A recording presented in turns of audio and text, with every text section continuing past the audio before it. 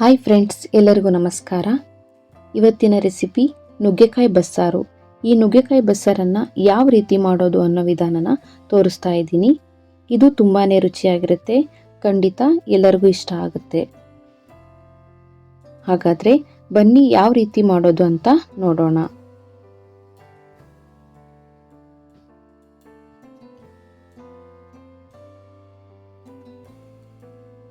ಮೊದಲೇದಾಗಿ ನುಗ್ಗೆಕಾಯಿ ಬಸ್ಸಾರಿಗೆ 4ರಿಂದ 5 ನುಗ್ಗೆಕಾಯಿನ ಈ ರೀತಿ ಚಿಕ್ಕದಾಗಿ ಕಟ್ ಮಾಡಿಟ್ಕೊಂಡಿದ್ದೀನಿ. ನಂತರ 1 ಕಪ್ ಆಗುವಷ್ಟು ಅವರೆಬೇಳೆ, ಹಾಗೆ 1 ಕಪ್ ಆಗುವಷ್ಟು ತೊಗರಿಬೇಳೆ, 1/4 ಕಪ್ ಆಗುವಷ್ಟು ಹೆಸರು ಕಾಳನ್ನು ಸೇರಿಸ್ತಾ ಇದ್ದೀನಿ.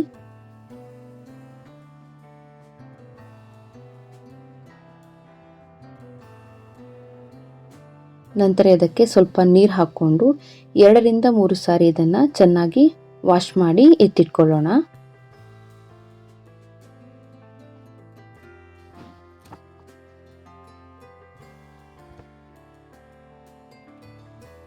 ನಂತರ ಒಂದು ಕಡಾಯಿಗೆ ಸ್ವಲ್ಪ ನೀರನ್ನು ಹಾಕೊಂಡಿದ್ದೀನಿ. ನೀರು ಬಿಸಿಯಾದ ನಂತರ ವಾಶ್ ಮಾಡಿಟ್ಕೊಂಡಿರುವ ಬೇಳೆಗಳನ್ನು ಸೇರಿಸ್ತಾ ಇದ್ದೀನಿ.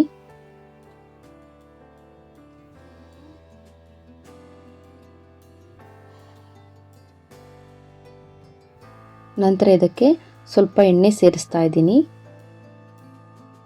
ಎಣ್ಣೆ ಸೇರಿಸೋದ್ರಿಂದ ಬೇಳೆಕಾಳು ಬೇಗನೆ ಬೇಯುತ್ತೆ. ಇವಾಗ ಇದನ್ನು ಒಂದು ಸರಿ ಚೆನ್ನಾಗಿ ಮಿಕ್ಸ್ ಮಾಡಿಕೊಂಡು ಒಂದು 10 ನಿಮಿಷ ಬೇಯಿಸ್ಕೊಳ್ಳೋಣ. ನಂತರ ಒಂದು ಮಸಾಲೆ ಹುರ್ಕೊಳ್ಳೋದಕ್ಕೆ ಒಂದು ಪ್ಯಾನ್ಗೆ ಸ್ವಲ್ಪ ಎಣ್ಣೆ ಹಾಕೊಳ್ತಾ ಇದ್ದೀನಿ. ಎಣ್ಣೆ ಬಿಸಿಯಾದ ನಂತರ 2 ಮೀಡಿಯಂ ಸೈಜ್ ಈರುಳ್ಳಿನ ಚಿಕ್ಕದಾಗಿ ಕಟ್ ಮಾಡಿ ಹಾಕೊಂಡಿದ್ದೀನಿ. ಹಾಗೆ 2 ಗೆಡ್ಡೆ ಬೆಳ್ಳುಳ್ಳಿ ಸೇರಿಸ್ತಾ ಇದ್ದೀನಿ. 1 ಟೊಮೊಟೊನ ಚಿಕ್ಕದಾಗಿ ಕಟ್ ಮಾಡಿ ಹಾಕೊಳ್ತಾ ಇದ್ದೀನಿ. ಇವಾಗ ಇದನ್ನು ಚೆನ್ನಾಗಿ ಮಿಕ್ಸ್ ಮಾಡಿಕೊಂಡು ಒಂದು 2 ಮಿನಿಟ್ಸ್ ಚೆನ್ನಾಗಿ ಫ್ರೈ ಮಾಡ್ಕೊಳ್ಳೋಣ.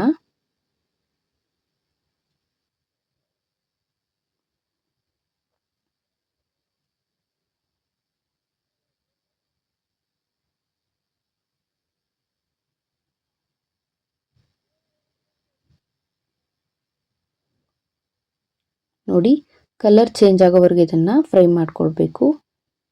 ಚೆನ್ನಾಗಿ ಫ್ರೈ ಆದಮೇಲೆ ಇದನ್ನು ಒಂದು ಪ್ಲೇಟ್ಗೆ ಹಾಕಿ ಎತ್ತಿಟ್ಕೊಳ್ಳೋಣ.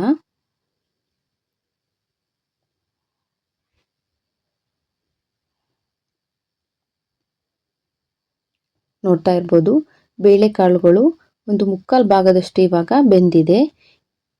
ಇವಾಗ ಇದಕ್ಕೆ ಚಿಕ್ಕದಾಗಿ ಕಟ್ ಮಾಡಿಟ್ಕೊಂಡಿರುವ ನುಗ್ಗೆಕಾಯಿ ಸೇರಿಸೋಣ.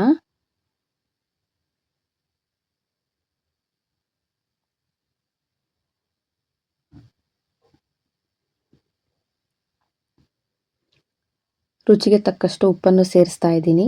ಇವಾಗ ಇದನ್ನು ಒಂದು ಸಾರಿ ಚೆನ್ನಾಗಿ ಮಿಕ್ಸ್ ಮಾಡ್ಕೊಳ್ಳೋಣ.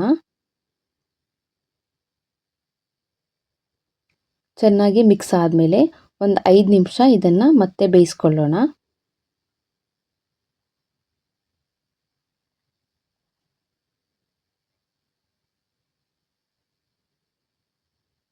ನಂತರ ಒಂದು ಮಿಕ್ಸಿ ಜಾರ್ಗೆ 1 ಕಪ್ ಆಗುವಷ್ಟು ಕಾಯಿ ತುರಿ, ಮೊದಲೇ ಫ್ರೈ ಮಾಡಿಕೊಂಡಿರುವ ಈರುಳ್ಳಿ ಮತ್ತು ಬೆಳ್ಳುಳ್ಳಿ ಸೇರಿಸ್ತಾ ಇದ್ದೀನಿ.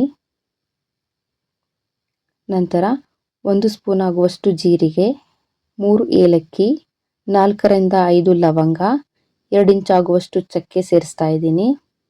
ನಂತರ ಸ್ವಲ್ಪ ಹುಣಸೆಹಣ್ಣಿನ ರಸ ಹಾಕೊಳ್ತಾ ಇದ್ದೀನಿ. ಹಾಗೆ ಸ್ವಲ್ಪ ಕೊತ್ತಂಬರಿ ಸೊಪ್ಪು, 2 ಸ್ಪೂನ್ ಆಗುವಷ್ಟು ಅಚ್ಚ ಖಾರದ ಪುಡಿ, 1/4 ಟೀ ಸ್ಪೂನ್ ಆಗುವಷ್ಟು ಧನಿಯಾ ಪುಡಿ ಹಾಕೊಳ್ತಾ ಇದ್ದೀನಿ. ನಂತರ ಬೇಯಿಸಿಟ್ಕೊಂಡಿರುವ ಬೇಳೆನ ಸೇರಿಸ್ತಾ ಇದ್ದೀನಿ. ಇವಾಗ ಇದಕ್ಕೆ ಸ್ವಲ್ಪ ನೀರು ಹಾಕ್ಕೊಂಡು ನುಣ್ಣಗೆ ರುಬ್ಬಿಟ್ಕೊಳ್ಳೋಣ.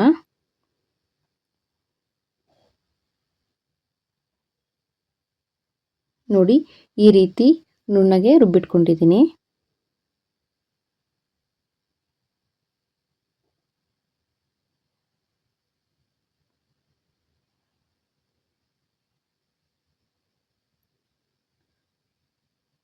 ನೋಡ್ತಾ ಇರ್ಬೋದು, ಬೇಳೆ ಮತ್ತು ನುಗ್ಗೆಕಾಯಿ ಫೈನಲಿ ಚೆನ್ನಾಗಿ ಬೆಂದಿದೆ. ಇವಾಗ ಇದನ್ನು ಸಪ್ರೇಟ್ ಮಾಡಿ ನೀರು ಮತ್ತು ಬೇಳೆನ ಸಪ್ರೇಟ್ ಮಾಡ್ಕೊಳ್ಳೋಣ.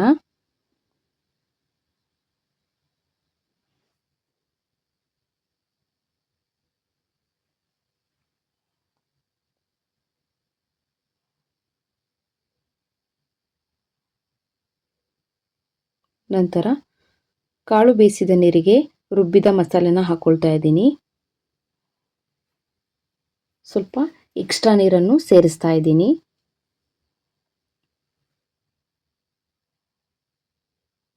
ಇವಾಗ ಇದನ್ನು ಚೆನ್ನಾಗಿ ಮಿಕ್ಸ್ ಮಾಡ್ಕೊಳ್ಳೋಣ. ನೋಡಿ, ಈ ರೀತಿಯಾಗಿ ನಾನು ಸಾಂಬಾರನ್ನ ರೆಡಿ ಮಾಡ್ಕೊಂಡಿದ್ದೀನಿ.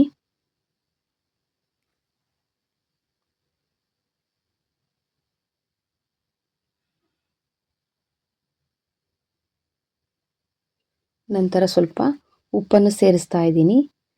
ಹಾಗೆ 1-2 ಎಸಳಾಗುವಷ್ಟು ಕರಿಬೇವಿನ ಸೊಪ್ಪನ್ನು ಹಾಕ್ಕೊಳ್ತಾ ಇದ್ದೀನಿ. ಇವಾಗ 5ರಿಂದ 10 ನಿಮಿಷ ಸಾಂಬಾರನ್ನ ಚೆನ್ನಾಗಿ ಬೇಯಿಸ್ಕೊಳ್ಳೋಣ.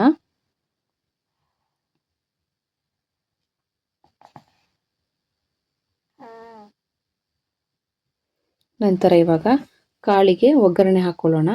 ಒಂದು ಪ್ಯಾನ್ಗೆ ಸ್ವಲ್ಪ ಎಣ್ಣೆ ಹಾಕಿ, ಎಣ್ಣೆ ಕಾದ ನಂತರ 1 ಸ್ಪೂನ್ ಸಾಸಿವೆ ಹಾಕ್ಕೊಳ್ತಾ ಇದ್ದೀನಿ.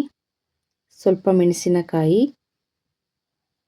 ಸ್ವಲ್ಪ ಕರಿಬೇವು, 2 ಮೀಡಿಯಂ ಸೈಜ್ ಈರುಳ್ಳಿನ ಚಿಕ್ಕದಾಗಿ ಕಟ್ ಮಾಡಿ ಹಾಕ್ಕೊಳ್ತಾ ಇದ್ದೀನಿ. ಇವಾಗ ಇದನ್ನು ಚೆನ್ನಾಗಿ ಮಿಕ್ಸ್ ಮಾಡಿಕೊಂಡು ಕಲರ್ ಚೇಂಜ್ ಆಗೋವರೆಗೂ ಫ್ರೈ ಮಾಡ್ಕೊಳ್ಳೋಣ.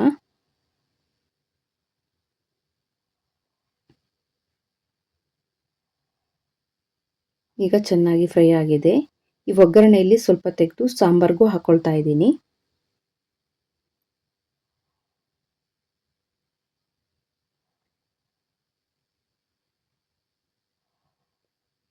ಇವಾಗ ಸಾಂಬಾರ್ ರೆಡಿಯಾಗಿದೆ.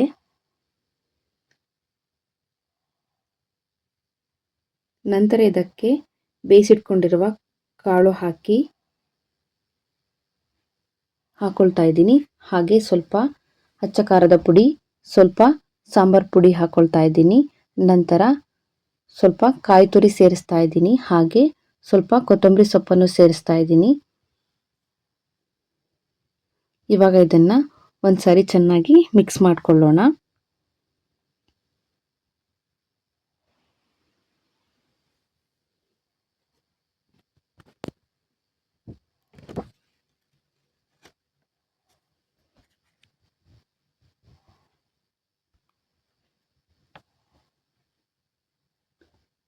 ನೋಡ್ತಾ ಇರ್ಬೋದು, ನುಗ್ಗೆಕಾಯಿ ಬಸ್ಸಾರು ರೆಡಿಯಾಗಿದೆ.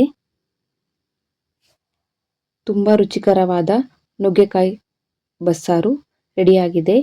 ನೀವು ಕೂಡ ಈ ವಿಧಾನದಲ್ಲಿ ಒಮ್ಮೆ ಟ್ರೈ ಮಾಡಿ ನೋಡಿ. ಈ ರೆಸಿಪಿ ನಿಮಗೆ ಇಷ್ಟ ಆಗಿದ್ದಲ್ಲಿ ಈ ವಿಡಿಯೋಗೊಂದು ಲೈಕ್, ಶೇರ್, ಕಮೆಂಟ್ ಮಾಡೋದನ್ನು